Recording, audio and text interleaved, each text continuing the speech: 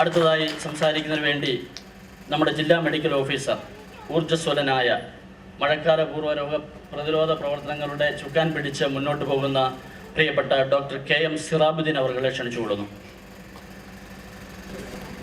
വേദി വിട്ടൊഴിഞ്ഞു പോയ ഈ കർമ്മം ഭംഗിയായി നിർവഹിച്ചിട്ട് വേദി വിട്ടൊഴിഞ്ഞ ബഹുമാന്യ വ്യക്തികളെ, ഇപ്പോൾ ഈ അധ്യക്ഷ സ്ഥാനം അലങ്കരിക്കുന്ന പ്രിയപ്പെട്ട municipal chairman advocate KR Muralidharan അവർകൾ, കേരളത്തിൻ്റെ ഏറ്റവും ആദരണീയ വ്യക്തിത്വം ഇവിടെ ഇരിക്കുന്നു, professor doctor MS Valiathan sir അവർകൾ, അതുപോലെ വേദിയിലും സദസ്സിലുമുള്ള ബഹുമാന്യ വ്യക്തികളെ, പ്രിയപ്പെട്ടവരെ, വളരെ സന്തോഷത്തോടെയാണ് ഇവിടെ വന്നിട്ടുള്ളത്.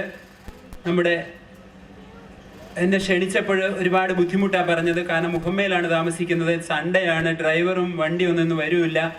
അപ്പോൾ സാറ് പറഞ്ഞു എല്ലാ DMO വന്നേ പറ്റുള്ളൂ എന്ന് പറഞ്ഞു. കാരണം കുറച്ച് കാലമായിട്ട് വിശ്വനാഥൻ സാറുമായിട്ട് ഞാനും ചെറിയൊരു ബന്ധം സ്ഥാപിച്ചെടുത്തിട്ടുണ്ട്. അതുകൊണ്ടാവാം അങ്ങനെ ക്ഷണിച്ചത്. ഏതായാലും സ്വന്തം വണ്ടി എടുത്ത് നല്ല സ്പീഡിൽ, ഒരു ഡോക്ടർ ഓടിക്കാൻ പാടില്ലാത്ത സ്പീഡിൽ ഓടിച്ചാണ് ഇവിടെ യഥാസമയം എങ്കിലും എത്തിച്ചേരാൻ കഴിഞ്ഞത്. ഏതായാലും എന്നെ ക്ഷണിച്ചതിന് ബഹുമാനപ്പെട്ട VSMന്റെ മാനേജ്മെന്റിനോടും വിശിഷ്യ വിശ്വനാഥൻ സാറിനോടും ഒക്കെ ഹൃദയം നിറഞ്ഞ നന്ദി ആദ്യം രേഖപ്പെടുത്തിക്കൊള്ളട്ടെ.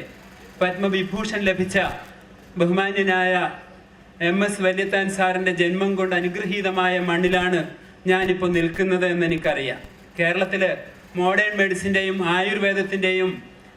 ആയുർവേദത്തിനും വലിയ സംഭാവനകൾ നൽകിയ 2 മഹത് വ്യക്തികളിൽ ഒന്നാണ് അദ്ദേഹം.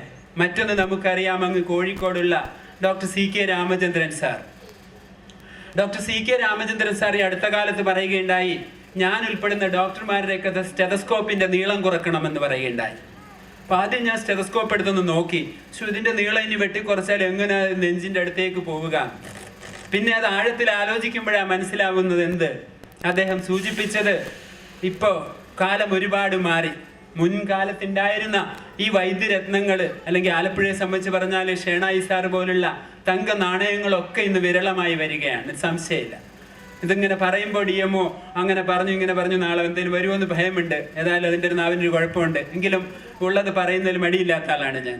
നമ്മുടെ തലമുറ, പ്രത്യേകിച്ച് ഡോക്ടർമാർ, എൻ്റെ സഹപ്രവർത്തകർക്ക് കുറ്റപ്പെടുത്താൻ ധരിക്കരുത്. മുൻകാലത്തുണ്ടായ സേവനവും സ്നേഹവും നന്മയും ഒക്കെ നമുക്കിപ്പോൾ ഉണ്ടോ എന്ന് നാം സ്വയം വിമർശനപരമായി വിലയിരുത്തണം ഈ സാഹചര്യത്തിൽ എന്നാണ് എനിക്ക് പറയാനുള്ളത്. സ്റ്റെതസ്കോപ്പിന്റെ നീളം കുറക്കണമെന്ന് പറയുന്നത് തൻ്റെ മുമ്പിലിരിക്കുന്ന പേഷ്യന്റെ ഹൃദയത്തുടിപ്പുകൾ തൻ്റെ നെഞ്ചിലേക്ക് ആവാഹിക്കാനുള്ള മനസ്സുണ്ടാവണം. അതിനുവേണ്ടിയാണ് നീളം കുറക്കണമെന്ന് അർത്ഥം വരുന്നത്. അത്തരത്തിലുള്ള നല്ല മുത്തുകളാണ് VSMൽ ഉള്ളത് എന്ന് മറന്നുകൊണ്ടല്ല ഞാൻ പറയുന്നത്. ഇവിടുത്തെ ഡോക്ടേഴ്സിനെ കുറിച്ചൊക്കെ 1 by 1 ആയിട്ട് എനിക്കറിയാം. എൻ്റെ കൂടെ പഠിച്ച ഒരാളും ഇവിടെ മെഡിസിനിലുണ്ട്, എനിക്ക് ഇവരെയൊക്കെ അറിയാം. ഞാൻ ഇതിനു മുമ്പ് 4 വർഷം ജില്ലാ ക്ഷയരോഗ ഓഫീസറായിരുന്ന കാലത്ത് ഈ VSM എന്ന മഹത് പ്രസ്ഥാനത്തിന് RNGCP കേന്ദ്ര ഗവൺമെന്റിന്റെ പ്രോഗ്രാമാണ് RNGCP. ആ RNGCPന്റെ ഒരു ഡെസിഗ്നേറ്റഡ് മൈക്രോസ്കോപ്പി സെന്റർ DMC സ്ഥാപിച്ചത് ഞാൻ തന്നെയാണ്. അതുകൊണ്ട് തന്നെ എപ്പോഴും ഇവിടെ വിസിറ്റിനൊക്കെ വരുമായിരുന്നു. ഇവരൊക്കെ തരുന്ന സമീപനം, സ്നേഹമൊക്കെ വളരെ വളരെ പ്രശംസനീയമാണ്. അതിനും ഞാൻ നന്ദി രേഖപ്പെടുത്തുകയാണ്. അതുപോലെ ഇവിടെ ഒരുപാട് നേഴ്സുമാർ അല്ലെങ്കിൽ നേഴ്സിംഗ് സ്റ്റുഡൻസ് ഒക്കെ പുറകിൽ ഇരിപ്പുണ്ടെന്ന് ഞാൻ വിശ്വസിക്കുന്നു.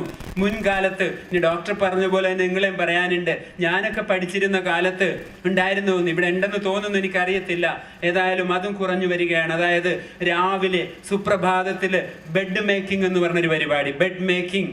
അത് കഴിഞ്ഞിട്ട് ദരിദ്ര നാരായണന്റെ പേക്കോലം പിടിച്ച ശരീരത്തിലൊക്കെ ഉള്ള വേർപ്പും അവന്റെ വിയർപ്പിന്റെ മണവും ഒക്കെ ഒപ്പിയെടുക്കുന്ന പേഷ്യന്റ് മോപ്പിംഗ്, ഇതെല്ലാം ഉണ്ടായിരുന്നു. ഇപ്പോഴും ഒരുപക്ഷെ പ്രൈവറ്റ് ആശുപത്രികൾ ഉണ്ടെന്ന് എനിക്കറിയാം, ഉണ്ടാവാം. പക്ഷേ ഞാൻ ഗവൺമെന്റിന്റെ ജില്ലാതല മേധാവിയാണ്. ഗവൺമെന്റ് തലത്തിൽ അതൊക്കെ വളരെ കുറഞ്ഞു പോയി എന്നുള്ള ഖേദമുണ്ട്. അതൊക്കെ പരിഹരിക്കാൻ എൻ്റെ നാവ് കൊണ്ട് പരമാവധി ശ്രമിക്കുന്നുണ്ട്. ഏതായാലും ആ പണ്ടുള്ള നന്മകൾ, രാവിലെ ബെഡിന്റെ ബെഡ്ഷീറ്റൊക്കെ നല്ല ഭംഗിയായിട്ട് കട്ടിലിന്റെ 4 സൈഡിലും വലിച്ചൊക്കെ വെച്ചിട്ട് ആ ഭംഗി, ഒരാൾ കയറി വന്നാൽ നല്ലൊരു ഐശ്വര്യം തോന്നുന്ന, ഒരു ആത്മീയത തോന്നുന്ന ഒരു രീതിയിൽ ബെഡ് മേക്കിംഗ് ചെയ്യുന്ന നല്ല തരുണീമണികൾ നമുക്കുണ്ടായിരുന്നു. അത്തരം ആളുകൾ, അത്തരം നേഴ്സുമാരൊക്കെ ഇപ്പോഴും VSMൽ ഉണ്ടെന്ന് പ്രതീക്ഷിച്ചു കൊള്ളട്ടെ. അതുപോലെ തന്നെ പാവപ്പെട്ടവന്റെ വിയർപ്പിന്റെ മണം നമ്മുടെ നല്ല മണമായി നമുക്ക് ഏറ്റെടുക്കാനുള്ള മനസ്സുണ്ടാവണം. അവരെ വൃത്തിയായിട്ട് രാവിലെ തുടച്ച് വൃത്തിയാക്കി വെക്കുന്ന ആ കർമ്മങ്ങളൊക്കെ നമ്മുടെ നാട്ടിലേക്ക് തിരിച്ചു വരാമെങ്കിൽ ഒരു പ്രശ്നം ഉണ്ടാവില്ല. ഞാൻ ഓർക്കുകയാണ്, എൻ്റെ ഗുരുഭൂതനായ ഷെണായി സാർ പഠിപ്പിച്ച കാലത്ത് പറയുമായിരുന്നു, ഒരു രോഗിയെ ഒരു രോഗിയെ പരിശോധിച്ചിട്ട് ചിലപ്പോൾ ഒരു രോഗി വളരെ സീരിയസ് ആയിരിക്കാം, നാളെ മരിക്കുമെന്ന് എനിക്ക് ഉറപ്പുണ്ടാവാം, നമുക്ക് ഉറപ്പുണ്ടാകാം ഡോക്ടർമാർക്ക്. എങ്കിൽ പോലും ഇന്ന് രാത്രി ചെന്നിട്ട് പോലും നല്ല കുറവുണ്ടല്ലോ, മിടുക്കനായിരിക്കുന്നല്ലോ എന്ന് പറഞ്ഞ് തോളിൽ തട്ടി ആശ്വസിപ്പിക്കണമെന്നാണ് ആ ഗുരുനാഥൻ പഠിപ്പിച്ചത്. നാളെ മരിക്കുമെന്ന് എൻ്റെ ഹൃദയത്തിൽ എനിക്ക് ഉറപ്പുണ്ട് എങ്കിൽ പോലും ആ പേഷ്യന്റ് നാളെ മരിക്കുമെങ്കിൽ പോലും ഇന്നും അവരുടെ ബന്ധുക്കളെയൊക്കെ ആശ്വസിപ്പിക്കുകയും പ്രോത്സാഹിപ്പിക്കുകയും ചെയ്യുന്ന അത്തരം സമീപനങ്ങളൊക്കെ ഉണ്ടായിരുന്നെങ്കിൽ നാം പത്രം വായിച്ചാൽ അവിടെ ആശുപത്രിയിൽ അടിയുണ്ടായി, ഇവിടെ ജനം കയ്യേറി, അവിടെ ജനം തല്ലി എന്നൊക്കെയാ പറയുക. പക്ഷേ ഇത്തരം പ്രവർത്തനങ്ങൾ ഉണ്ടാവാമെങ്കിൽ എൻ്റെ കൺമുമ്പിൽ കിടന്നൊരു പേഷ്യന്റ് മരിച്ചാലും ശരി, ഞാൻ ഉറച്ചു വിശ്വസിക്കുന്നു നാം ആ മരിക്കുന്നതിന്റെ തലേ നിമിഷം വരെ എങ്ങനെ അവരോട് പെരുമാറിയോ, ആ നല്ല പെരുമാറ്റം നമ്മിൽ നിന്ന് ലഭിച്ചിട്ടുണ്ടെങ്കിൽ ഈ നാട്ടിൽ അങ്ങനെ ഒരു പത്രവാർത്ത ഉണ്ടാവില്ല, വളരെ ഉറപ്പാണ്. ഏതായാലും ഞാൻ നീട്ടി പ്രസംഗിക്കുന്നത് ശരിയല്ല. നമ്മുടെ ജില്ലയില് പ്രൈവറ്റ് ആശുപത്രികൾ കുറവാണ്, നമുക്കറിയാം. ചേർത്തല ഭാഗത്ത് 2-3 KVM, എക്സ്റേ, മതിലകം ഹോസ്പിറ്റലുകൾ കഴിഞ്ഞാൽ പിന്നെ വളരെ കുറവാണ്. പക്ഷേ ഈ മാവേലിക്കര ഭാഗത്തോട്ട്, തെക്ക് കിഴക്ക് ഭാഗത്തുള്ള മാവേലിക്കര ഭാഗത്ത് വരുമ്പോഴാണ് പിന്നെ ഒരല്പം ആശ്വാസം കിട്ടുന്നത്. പക്ഷേ ഈ ജില്ലയിൽ തന്നെ എടുത്താൽ ഏറ്റവും നല്ല പ്രൈവറ്റ് ആശുപത്രി ഏത് എന്ന് ചോദിച്ചാൽ 2 വർഷത്തെ DMO എന്ന അനുഭവത്തിൽ നിന്ന് പറയുന്നു, നിസ്സംശയം പറയുന്നു, VSM ഹോസ്പിറ്റൽ തന്നെയാണ് ആലപ്പുഴ ജില്ലയിലെ ഏറ്റവും നല്ല പ്രൈവറ്റ് ഹോസ്പിറ്റൽ. ഞാൻ ഇപ്പൊ സൂചിപ്പിച്ച സദ്ഗുണങ്ങളെല്ലാം അതിന്റെ ലീഡറിന്റെ ഗുണമാണെന്നും എനിക്കറിയാം, അത് മറന്നുകൊണ്ടല്ല പറയുന്നത്. ആ സാറിന്റെ മഹത്വം തന്നെ ആയിരിക്കാം ഒരു പക്ഷേ. പ്രിയപ്പെട്ട മക്കളെ, പ്രിയപ്പെട്ടവരെ, ആ മഹത്വമൊക്കെ നിലനിർത്തുക, അത് നശിപ്പിക്കാതെ നഷ്ടപ്പെടുത്താതെ. ഈ 20 വർഷം കൊണ്ട് 992 തുടങ്ങിയ ഈ ഹോസ്പിറ്റല് വികസന പടവുകൾ ഓരോന്നായി ചവിട്ടിക്കയറി 20 വർഷം പിന്നിട്ട് 120 ബെഡിൽ നിന്ന് 250 ബെഡുള്ള ആശുപത്രിയായി ഉയർന്നിരിക്കുന്നു. ഇപ്പൊ ഇതാ ധന്യകരങ്ങളാൽ കാത്ത് ലാബും ഉദ്ഘാടനം ചെയ്യപ്പെട്ടിരിക്കുന്നു. ഇതുകൂടാതെ VSM സാധാരണക്കാരന് വേണ്ടി രക്തദാന ക്യാമ്പുകൾ, ക്യാൻസർ നിർണയ ക്യാമ്പുകളൊക്കെ ഗ്രാമാന്തരങ്ങളിൽ പാവപ്പെട്ടവന്റെ ഇടയിലേക്ക് കടന്നു ചെന്ന് ചെയ്തിട്ടുണ്ടെന്ന് എനിക്കറിയാം. സുനാമി ഉണ്ടായ കാലത്ത് ഞങ്ങൾ ആരോഗ്യവകുപ്പ് ആകെ വിഷമിച്ചോടുന്ന അവസരത്തിൽ ഞങ്ങൾക്ക് ഫുൾ ടൈം ആംബുലൻസ് വിട്ടുതന്ന ആലപ്പുഴ ജില്ലയിലെ ഏക ആശുപത്രിയാണ് VSM ആശുപത്രി. അതും ഞാൻ നന്ദിപൂർവ്വം സ്മരിക്കുന്നു. ഏതായാലും അതുപോലെ തന്നെ ലൈഫ് സ്റ്റൈൽ ഡിസീസസിനെ കുറിച്ച് ബഹുമാനപ്പെട്ട മന്ത്രി പറഞ്ഞു. ഇപ്പൊ DMOയെ സംബന്ധിച്ച് മഴ വരാൻ പോകുന്നു, മൺസൂൺ വരാൻ പോകുന്നു, മഴക്കാല രോഗങ്ങളാണ് പ്രശ്നം. ആലപ്പുഴ ജില്ല 2 വർഷം ചാർജ് എടുത്തുന്ന ആ കാലത്ത് നമ്മൾ 2ാം സ്ഥാനത്തായിരുന്നു പകർച്ചവ്യാധികളുടെ കാര്യത്തിലെങ്കിൽ.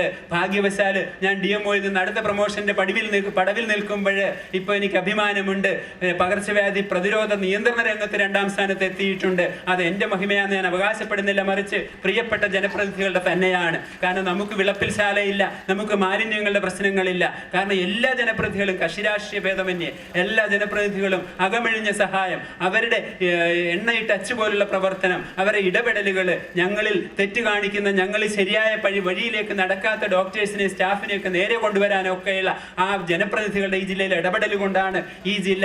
ബഹുമാനപ്പെട്ട ആരോഗ്യമന്ത്രിയായിരുന്ന അടൂർ പ്രകാശ് സാറ് ക്യാബിനറ്റിൽ പോലും DMOയെ പ്രശംസിച്ചു എന്ന് P. വേണുഗോപാൽ IAS സാർ പറയുകയുണ്ടായി എന്നെ ഫോണിൽ വിളിച്ചിട്ട്. കഴിഞ്ഞ 2 ആഴ്ച മുമ്പ് കൂടിയ ജില്ലാ കളക്ടറേറ്റിലെ മീറ്റിംഗിൽ അതാണ് സാർ മുരളീധരൻ സാർ സൂചിപ്പിച്ചത്. അതിൽ ബഹുമാനപ്പെട്ട ഈ ജില്ലയുടെ ചാർജുള്ള ഗണേഷ് കുമാർ മന്ത്രി DMOയെ മുക്തകണ്ഠം പ്രശംസിക്കുകയുണ്ടായി. ഈ പ്രശംസ ഒക്കെ ഞാൻ നിങ്ങൾക്ക് വിട്ടുതരികയാണ്. കാരണം ഈ നാട്ടിലെ ജനങ്ങളും ഈ നാട്ടിലെ ജനപ്രതിനിധികളും നാം എല്ലാം ഒന്നോടൊന്ന് ചേർന്ന്, തോളോട് തോൾ ചേർന്ന് കൈകോർത്ത് നീങ്ങിയത് കൊണ്ടാണ് പകർച്ചവ്യാധി നിയന്ത്രണ രംഗത്ത് നാം ഫസ്റ്റ് അല്ലെങ്കിൽ സെക്കൻഡെങ്കിലും ആയി നിൽക്കുന്നത്. പക്ഷെ ഇപ്പോൾ ഞാൻ ഭയപ്പെടുന്നു. പത്രം വായിക്കുമ്പോൾ എന്താ അറിയുന്നത്? ആലപ്പുഴ ടൗണില് മാലിന്യ നീക്കം നിലച്ചിരിക്കുന്നു, സർവോദയപുരം കുഴപ്പമായിരിക്കുന്നു, അവിടുത്തെ താഴിട്ട് പൂട്ടിയിരിക്കുന്നു ഗേറ്റ് എന്ന്. അതെന്റെ നെഞ്ചിടിപ്പ് കൂട്ടുന്നതാണ്. കാരണം വരാൻ പോകുന്ന മഴയിൽ മാലിന്യങ്ങൾ ഉണ്ടെങ്കിൽ പകർച്ചവ്യാധികൾ ഉറപ്പാണ്, എലിപ്പനി ഉറപ്പാണ്, ഡെങ്കിപ്പനി ഉറപ്പാണ്, ഗുനിയ ഉറപ്പാണ്. എല്ലാ രോഗങ്ങളും നമുക്ക് തിരിച്ചു വരും. നമ്മുടെ ഈ നേടിക്കൊണ്ട് കെട്ടിപ്പൊക്കിയ സൗധം താഴെ വീഴാൻ സാധ്യതയുണ്ട്. അതുകൊണ്ട് പ്രിയപ്പെട്ട ആരോഗ്യമായി ബന്ധപ്പെടുന്ന എല്ലാ ജനവിഭാഗങ്ങളോടും എനിക്കുള്ള അപേക്ഷ, അത് വളരെ കരുതലോടെ ഇരിക്കണം. ബഹുമാനപ്പെട്ട ജനപ്രതിനിധികളോട് അപേക്ഷ, എല്ലാവരും ഇടപെട്ട്. നാളെ മീറ്റിംഗ് വിളിച്ചിട്ടുണ്ട് ബഹുമാനപ്പെട്ട മന്ത്രി KC വേണുഗോപാൽ സാറ്. അതിൽ ഈ മാലിന്യ പ്രശ്നം പരിഹരിക്കപ്പെടണം. ലൈഫ് സ്റ്റൈൽ ഡിസീസ് കൂടെ പറഞ്ഞുകൊള്ളട്ടെ.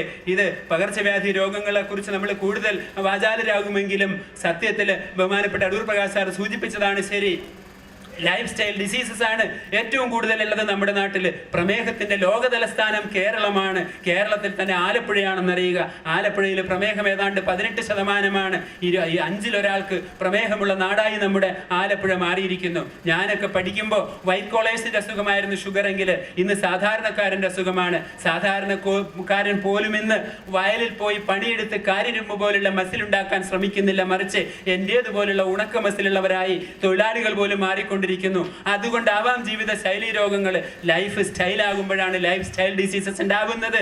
അതുകൊണ്ട് അത്തരം രോഗങ്ങൾക്കെതിരെയുള്ള പ്രവർത്തനങ്ങളൊക്കെ എല്ലാവരുടെ ഭാഗത്തുനിന്നും ഉണ്ടാകണമെന്ന് മാത്രം പറഞ്ഞുകൊണ്ട് ഇവിടെ സംസാരിക്കാൻ അനുമതി നൽകിയ ബഹുമാനപ്പെട്ട ഇതിന്റെ എല്ലാ മാനേജ്മെന്റിനോടും എല്ലാവരോടും നന്ദി രേഖപ്പെടുത്തിക്കൊണ്ട് എൻ്റെ വാക്കുകൾ അവസാനിപ്പിക്കുന്നു. നന്ദി, നമസ്കാരം.